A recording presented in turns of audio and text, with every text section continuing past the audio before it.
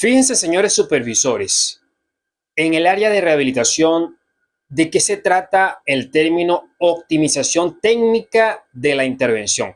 Vamos a profundizar un poco sobre este punto.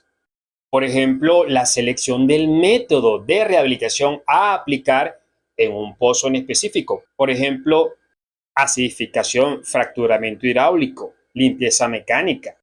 Por supuesto, según las características del pozo y sobre todo buscando la eficiencia operacional y la eficiencia a nivel de costo-beneficio para la operadora del petróleo. ¿Tú qué opinas? Déjame saber en los comentarios.